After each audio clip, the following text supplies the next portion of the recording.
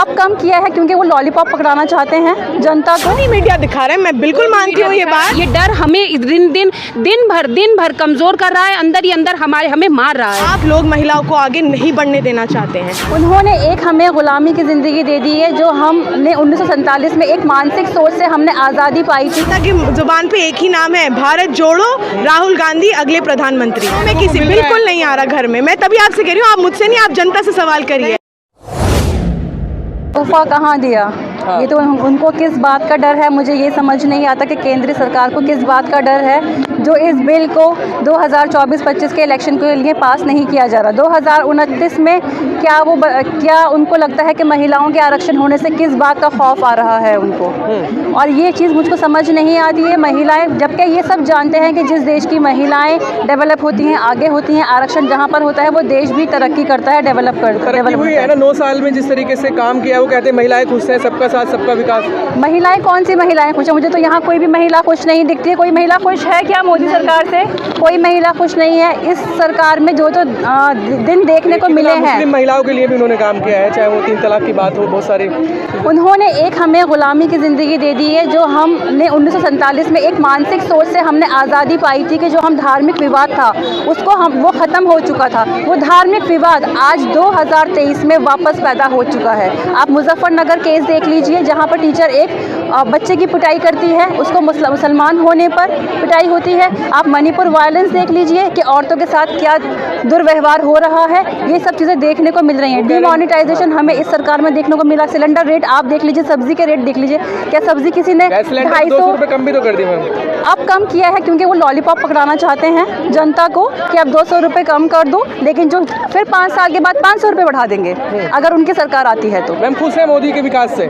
देखिए, ये सवाल आप हमसे नहीं, आप जनता से पूछिए, सड़क पे निकल के। जनता में ही हम बिल्कुल हम जनता में हैं, लेकिन जो असल जनता बैठी है, जो अपने सिलेंडर खरीदने के लिए, दिन भर के राशन खरीदने के लिए जूझ रही है, जो बेरोजगारी के लिए जूझ रहे हैं, जो बेरोजगारी में जूझ रहे हैं, असल सवाल आप उनसे करिए। किस तरह वो इस सरकार के अंडर एक एक अपने जो बेसिक ह्यूमन राइट है उनका, जो बेसिक नेसेसिटीज़ है उनकी, उसके लिए वो तरस रहे हैं। तो जनता खुश नहीं है। उसका करारा जवाब कर्नाटक के इलेक्शन में भी मिला, अब तेलंगाना के इलेक्शन में भी, और जो बाकी छत्तीसगढ़, मध्य प्रदेश, राजस्थान के इलेक्शन में भी जवाब मिलेगा। तो कह रहे हैं लाल किले से कह के गए कि 24 में फिर आ रहा हूँ, भाषण यहीं से दूंगा। उनके कहने से क्या होता है? जनता जिताती है। पिछली बार बोला था, राहुल गांधी जी कहें या मोदी जी कहें, जनता का कहना सब कुछ है, और जनता की जुबान पे एक ही नाम है, भारत जोड़ो, राहुल गांधी अगले प्रधानमंत्री।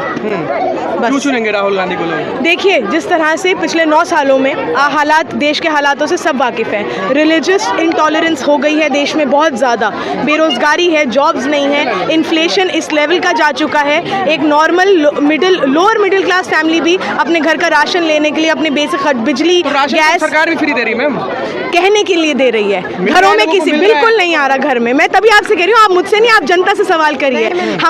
मैं निगम पार्षद हूँ, मेरे पास दिन में कितने लोग आते हैं, ना पेंशन आ रही है, ना राशन आ रहा है, जितने वादे हैं, जितने, देखिए स्कीम्स बहुत हैं सरकार की, लेकिन वो स्कीम्स अप्लाई नहीं हो रही हैं, मिल कुछ नहीं रहा है जनता को। नाम की स्कीम्स है, गोदी मीडिया भी यही दिखाती है कि जो स्कीम्स है वो मिल रही हैं, लेकिन मिलता कुछ नहीं है। कहते हैं कि कांग्रेस ने लूटा था, हम विकास कर रहे हैं, जब से सरकार आई बदलाव हुआ है, 9 साल बेमिसाल, जनता खुश है। मैं फिर वही बात कह रही हूँ, जनता खुश है तो उसका जवाब आपको मिल जाएगा 24 में, खुश है कि नहीं। कैसे जवाब मिलेगा? भारत जोड़ो यात्रा एक ऐतिहासिक यात्रा रही है, जिस लेवल पे लोग जुड़े हैं उस यात्रा से, हर कास्ट के, हर कम्युनिटी के, हर रिलीजन के, हर तबके का इंसान राहुल गांधी से जुड़ा है।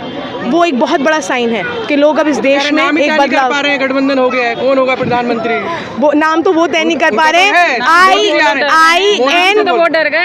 INDIA अलायंस, जो उन्होंने ऑफिशियल अपना लेटर दिया है कि प्रेस को जो बॉयकॉट किया गया है, उसमें INDI लिख के रखा है उन्होंने, तो नाम तो गड़बड़ी सेंटर कर रहा है। अरे एक नाम की बात कर रहे हैं ना, जैसे मोदी जी आ गए हैं कि मोदी जी आ रहे हैं फिर से, यही वो सवाल कर रहे हैं कि इसमें प्रधानमंत्री कौन होगा, चेहरा कौन है? नहीं, बिल्कुल, देखिए अभी तो इंडिया अलायंस हुई है, इस पे जो अभी लास्ट हमारी बैठक हुई थी, अब नेक्स्ट बैठक होगी, इस पे चर्चा चल रही है। ये हाईकमांड का फैसला रहेगा, जितनी भी पार्टीज़ के हाईकमांड है वो सब आपस में डिसीजन लेंगे, म्यूचुअली डिसाइड होगा कि प्रधानमंत्री का चेहरा कौन होगा। इसमें ना मैं बता सकती हूँ, ना आप बता सकते हैं, ये जो पार्टी के लीडर्स हैं वही डिसाइड करेंगे। कह रहे हैं कि आरक्षण बिल पास करके मोदी जी ने मास्टर स्ट्रोक मार दिया है 2024 से पहले। मास्टर जो स्ट्रोक जो है खुश है बहुत ज़्यादा। मैं बिल्कुल मानती ये बात आपकी, लेकिन जो उन्होंने क्लॉजेस लगा दिए हैं इसमें, आज ये बिल आराम से पास हो सकता था, लेकिन आज जो डीलिमिटाइजेशन के क्लॉज लगा दिए हैं उसमें, उसकी क्या ज़रूरत थी?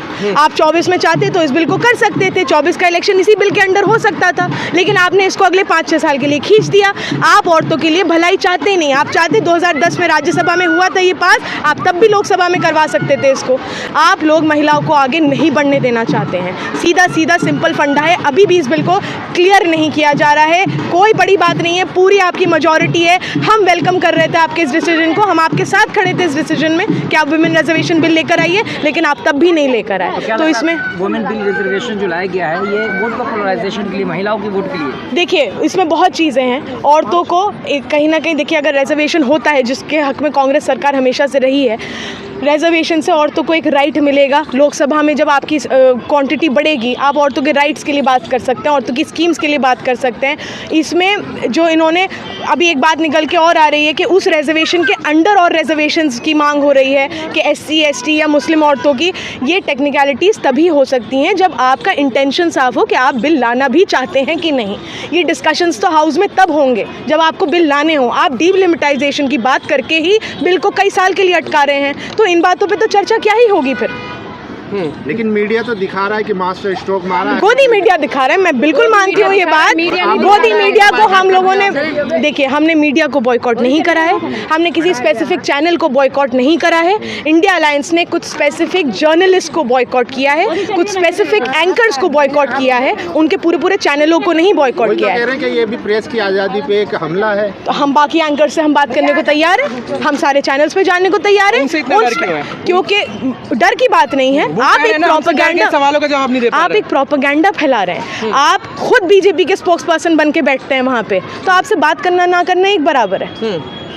हम जनता से, हम वो टाइम यूटिलाइज करेंगे जनता से बात करने में। हम आपके साथ क्यों वेस्ट करें वो टाइम, जब आपको बीजेपी का ही प्रोपेगेंडा फैलाना है? सीधी सी बात। उनमें तो कुछ राष्ट्रवादी पत्रकार भी हैं, वो लोग कैसे, मतलब ये तो आप उनसे जाके पूछिए ना कि वो सुबह शाम मोदी क्यों करते हैं। अर्नब गोस्वामी ऐसे पत्रकारों को आर पार सीधी बात है, बिल्कुल क्लियर बात है, मैं बोलने में नहीं झिझकती। जो गोदी मीडिया है वो उनका एक ही 1 पॉइंट एजेंडा है, बीजेपी के लिए काम करना, जो काम नहीं हो रहे हैं उनको भी प्रमोट करना। जैसे कि आप खुद कह रहे हैं ये बात कि स्कीमें बड़ी हो रही हैं, हमें तो नहीं दिखाई दे रही, जनता को तो नहीं दिखाई दे रही, यही काम मीडिया कर रही है। जो स्कीम्स जनता तक पहुँच नहीं रही उसको बड़ा चढ़ा कर बताती है कि बहुत स्कीमें चल रही हैं, इसीलिए उनका हमने बहिष्कार किया है। हम क्या लग रहा है 24 में बदलाव देख रहे हैं इस बार? बिल्कुल बदलाव देख रहे हैं। और अभी जो बात हो रही थी कि मीडिया दिखा रहा है या मीडिया नहीं दिखा रहा है, जब महिलाओं के अत्याचार और महिलाओं का शोषण होता है तो वो चीज़ गोदी मीडिया क्यों नहीं दिखाता है? उस चीज़ का सरकार से जाकर सवाल क्यों नहीं करता है? उस चीज़ को पब्लिक के बीच में जो एक डर बना हुआ है कि कहीं ना कहीं महिलाओं को दबाया जा रहा है सरकार के बिहाफ पर, तो उस चीज़ को गोदी मीडिया क्यों शो ऑफ नहीं करता है? आप ये बताइए कि जब मणिपुर का जो मामला हुआ उसमें कितना मीडिया सामने आया, कितने मीडिया ने सरकार से बैठे हुए सवाल करा, क्यों सरकार जो है वो मणिपुर का देखने के लिए नहीं गई और क्यों उसने वहाँ की खबरों को एक पब्लिक में आम नहीं करा? डर तो फैला दिया, लेकिन उस डर को ख़त्म क्यों नहीं करा? ये डर हमें दिन भर कमज़ोर कर रहा है, अंदर ही अंदर हमें मार रहा है। तो ऐसे ही हम ऐसी मीडिया का हम बायकॉट करते हैं। हम कभी भी ऐसी मीडिया को प्रमोट नहीं करेंगे, ना हम अपनी किसी ऑर्गेनाइजेशन में बुलाएंगे, ना हम किसी उसमें बुलाएंगे। हम ऐसी मीडिया को बुलाएंगे जो जनता के हक की बात करेगी और जो जनता के अंदर से उनका सम्मान वापस लेकर आएगी। इमरजेंसी की याद दिला रहे हैं, कह रहे हैं वो अनुराग ठाकुर। देखिए, कोई भी चीज़ हो, कहीं ना कहीं कोई ना कोई परिपक्व कोई नहीं होता है, कहीं ना कहीं कोई ना कोई चीज़ कमी पेशी रह जाती है। लेकिन जो सियासी पार्टियों का जहाँ तक मसला है कि कांग्रेस ने हमेशा और हमेशा आवाम की भलाई के लिए काम किया है और उसके काम का ही फ़ायदा उठाकर लोग आज इतने मजबूत पोजीशन में आके खड़े हुए हैं।